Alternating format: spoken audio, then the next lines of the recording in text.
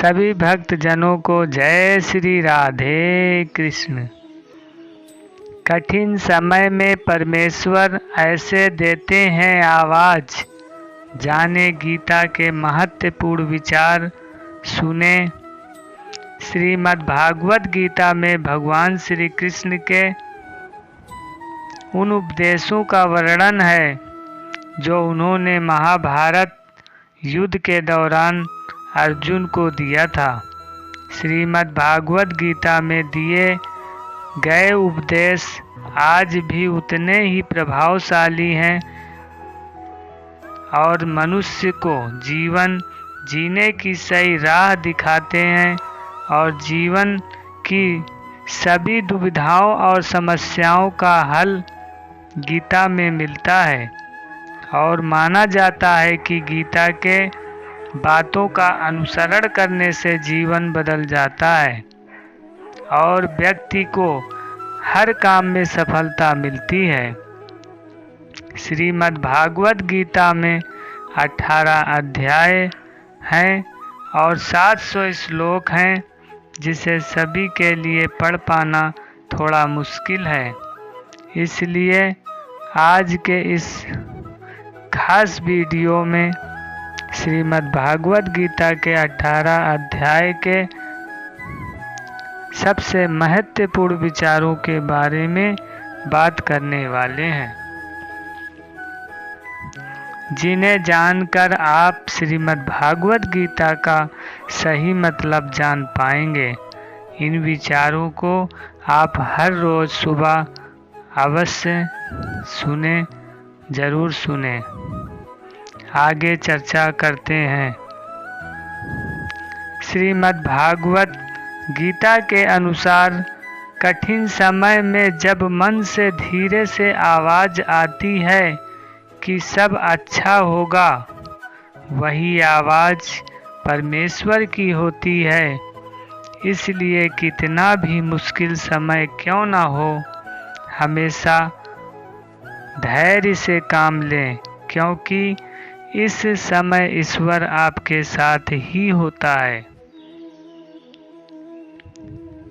गीता में भगवान श्री कृष्ण कहते हैं कि हर मनुष्य को अपने क्रोध पर काबू करना चाहिए। क्रोध आने पर मनुष्य का खुद पर नियंत्रण नहीं रहता और वह आवेश में आकर गलत काम कर बैठता है और उन फैसलों से मनुष्य आगे चलकर बहुत पछताता है।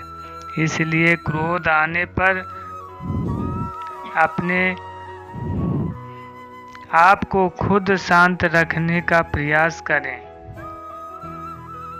भगवान श्री कृष्ण कहते हैं कि मनुष्य को उसके कर्मों के अनुरूप ही फल मिलता है। इसलिए परिणाम के बारे में सोचे बिना मनुष्य को सिर्फ सही कर्मों पर ध्यान देना चाहिए। मेरा तेरा, छोटा बड़ा, अपना पराया मन से मिटा दो, फिर सब तुम्हारा है और तुम सबके हो। मन की गतिविधियों, होश, श्वास और भावनाओं के माध्यम से भगवान की शक्ति सदा तुम्हारे साथ है। भगवान श्री कृष्ण कहते हैं कि जब भी मन परेशान हो तो एक गहरी सांस लेकर अपने सारे कष्ट, दुविधाएं और परेशानियों को हमारे चरणों में समर्पित कर दीजिए, क्योंकि जीवन की सारी परेशानियां हमारे चरणों में आकर समाप्त हो जाती हैं। भगवान श्री कृष्ण कहते हैं कि बढ़ती आयु हर व्यक्ति को इस बात का एहसास कराती है कि उसे किन चीज़ों को महत्व देना चाहिए और किन्हें नहीं देना चाहिए। एक समय के बाद मनुष्य को एहसास होता है कि उसने व्यर्थ ही उन लोगों को महत्व दिया जिनका उनके जीवन में कोई योगदान था ही नहीं। गीता में भगवान श्री कृष्ण कहते हैं कि मनुष्य को सदैव अच्छे कर्म करने चाहिए, क्योंकि कर्मों के क्षीण हो जाने पर यानी कर्म को बंद कर देने पर भाग्य भी नष्ट हो जाता है। जिस मनुष्य का अपने कर्मों पर अटूट विश्वास होता है और जो मनुष्य अपने कर्मों पर सदा अडिग रहता है, लगा रहता है, काम करता रहता है, वही मनुष्य जीवन में सफल होता है। भगवान श्री कृष्ण कहते हैं कि हर मनुष्य बिना कुछ सोचे समझे सिर्फ कर्म के मार्ग पर चलते रहना चाहिए। जो मनुष्य कर्म के लिए बिना सिर्फ फल की चिंता करता है, उसे जीवन में सिर्फ असफलता ही प्राप्त होती है। श्रीमद् भागवत गीता में भगवान श्री कृष्ण कहते हैं कि परिस्थितियां चाहे कितनी भी खराब हो, वो हमेशा एक जैसी नहीं रहती हैं, वो बदलती जरूर हैं। इसलिए मनुष्य को बहुत धैर्य और हिम्मत से काम लेना चाहिए। भगवान श्री कृष्ण कहते हैं कि अगर तुमने कोई रिश्ता खोया है या किसी रिश्ते से निराश हो तो वह रिश्ता मुझसे बना लो, मैं कभी भी तुम्हें छोड़कर नहीं जाऊंगा।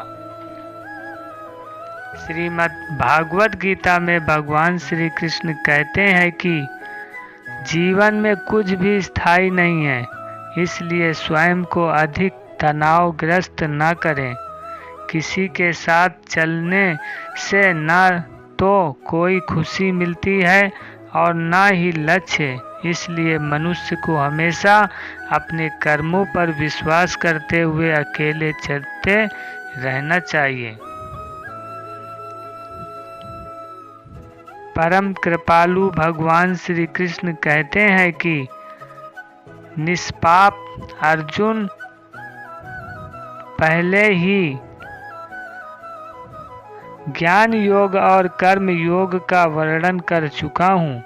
अर्थात ज्ञान योग उन मनुष्यों के लिए है जिनकी इच्छा चिंतन में होती है, और कर्म योग उनके लिए है जिनकी रुचि कर्म करने में होती है। ना तो कोई केवल कर्म से विमुख रहकर कर्म फल से मुक्ति पा सकता है, और न केवल शारीरिक संन्यास लेकर ज्ञान में सिद्ध अवस्था प्राप्त कर सकता है। कोई भी मनुष्य एक क्षण के लिए कर्म नहीं त्याग सकता। वास्तव में सभी प्राणी प्रकृति के द्वारा उत्पन्न 3 गुणों के अनुसार कर्म करने के लिए विवश होते हैं: सत्व गुण, राजसी गुण और तामसी गुण। जो अपनी कर्मेंद्रियों के बाहर के विषयों को तो नियंत्रित करते हैं, लेकिन मन से इंद्रियों के विषयों का चिंतन करते हैं, वे निसंदेह स्वयं को धोखा देते हैं और पाखंडी कहलाते हैं। हे अर्जुन, लेकिन वे कर्मयोगी जो मन से अपनी ज्ञानेंद्रियों को नियंत्रित करते हैं और कर्मेंद्रियों से बिना किसी आसक्ति के कर्म में लगे रहते हैं, वे वास्तव में सर्वश्रेष्ठ हैं। इंद्रियां स्थूल शरीर से श्रेष्ठ हैं और इंद्रियों से उत्तम मन, मन से श्रेष्ठ बुद्धि और आत्मा बुद्धि से भी परे है।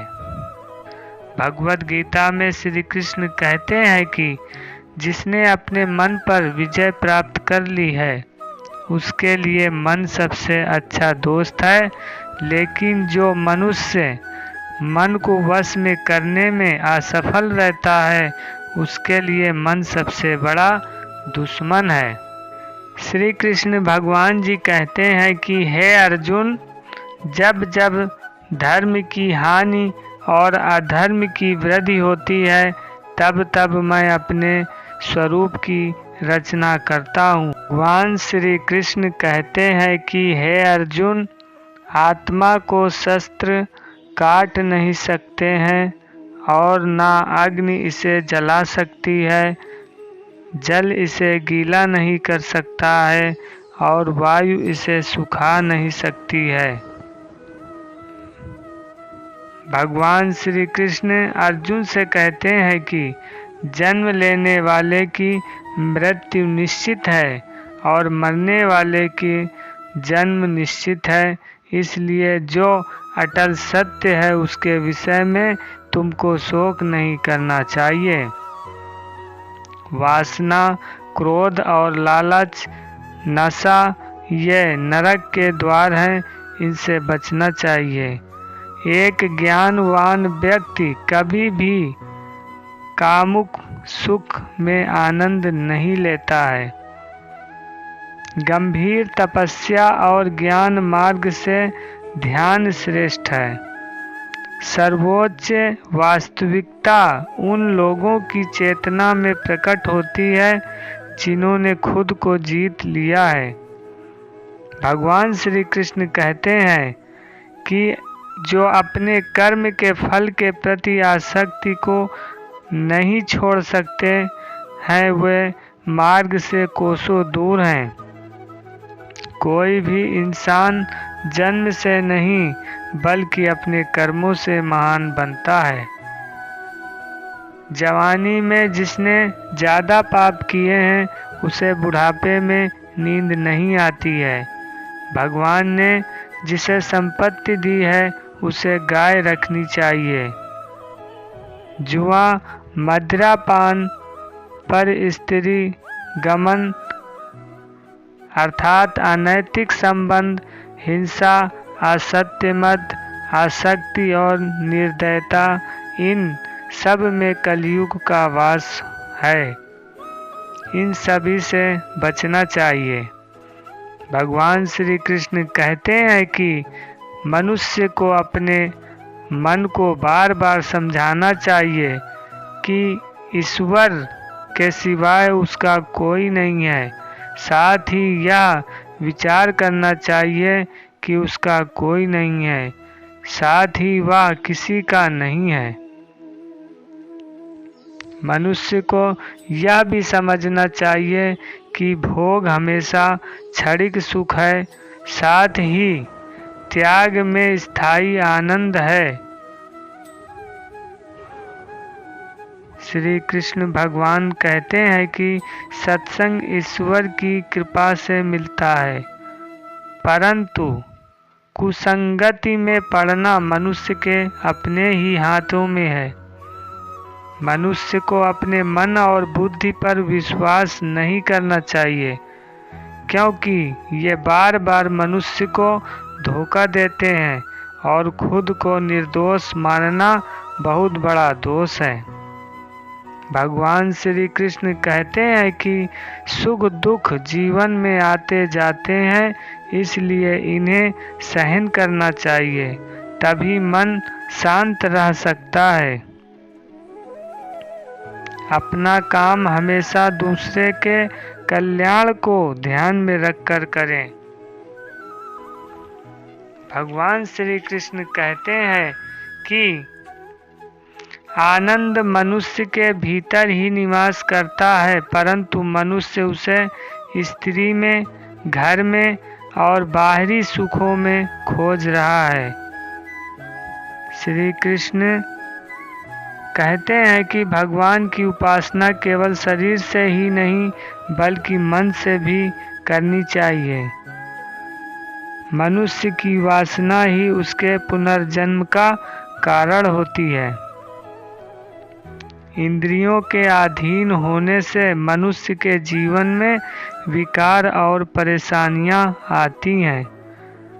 संयम यानी धैर्य, सदाचार, स्नेह और सेवा जैसे गुण सत्संग के बिना नहीं आते हैं, इसलिए सत्संग अवश्य करना चाहिए। भगवान श्री कृष्ण कहते हैं कि मनुष्य को वस्त्र बदलने की आवश्यकता नहीं है, आवश्यकता है हृदय परिवर्तन की, आवश्यकता है अच्छे विचार लाने की। अच्छे विचार सत्संग से आते हैं, इसलिए सत्संग अवश्य करना चाहिए। भगवान श्री कृष्ण कहते हैं कि आप कितने भी अच्छे कर्म कर लो, लेकिन समाज आपके बुरे कार्यों को ही सदैव याद रखता है। इसलिए लोग क्या कहेंगे यह सोचने से बेहतर है कि आप अपना कर्म करें। तुम्हारे साथ जो हुआ वह अच्छा हुआ, जो हो रहा है वो भी अच्छा है, और जो होगा वो भी अच्छा होगा। गीता के अनुसार जिंदगी में हम कितने सही हैं और कितने गलत हैं यह केवल दो लोग जानते हैं, एक परमात्मा और दूसरी हमारी अंतरात्मा। जीवन का आनंद न तो भूतकाल में है और न ही भविष्य काल में, बल्कि जीवन तो बस वर्तमान को जीने में है। अर्जुन, तुम भला क्यों रोते हो? तुमने जो खोया क्या वह तुमने पैदा किया था? आज जो तुम्हारा है वह कल किसी और का होगा, क्योंकि परिवर्तन ही संसार का नियम है। किसी का अच्छा ना कर सको तो बुरा भी मत करना, क्योंकि दुनिया कमज़ोर है, लेकिन दुनिया बनाने वाला नहीं। भगवान श्री कृष्ण कहते हैं कि कोई भी व्यक्ति अपने विश्वास से बनता है। वह जैसा विश्वास करता है उसी अनुरूप बन जाता है। मन अशांत है और उसे नियंत्रित करना कठिन है, लेकिन अभ्यास से इसे बस में किया जा सकता है। मेरे लिए समस्त प्राणी एक समान है, ना तो कोई मुझे अत्यधिक प्रिय है और ना ही कम, लेकिन जो मेरी भक्ति पूरे मन से करते हैं मैं सदैव आवश्यकता पड़ने पर उनके काम आता हूँ। भगवान श्री कृष्ण कहते हैं, जो मनुष्य फल की इच्छा का त्याग करके केवल कर्म पर ध्यान देता है वह अवश्य ही जीवन में सफल होता है। श्रीमद् भागवत गीता का मुख्य उद्देश्य मानव कल्याण करना है, इसलिए प्रत्येक मनुष्य को मानव कल्याण की ओर अग्रसरित रहना चाहिए। माफ करना और शांत रहना सीखिए, ऐसी ताकत बन जाओगे कि पहाड़ भी रास्ता देंगे। व्यक्ति को अपनी इंद्रियों को वश में रखने के लिए बुद्धि और मन को नियंत्रित रखना होगा। भगवान श्री कृष्ण कहते हैं कि जो होने वाला है वो होकर ही रहता है, और जो नहीं होने वाला वह कभी नहीं होता है। ऐसा निश्चय जिसकी बुद्धि में होता है उन्हें चिंता कभी नहीं सताती है।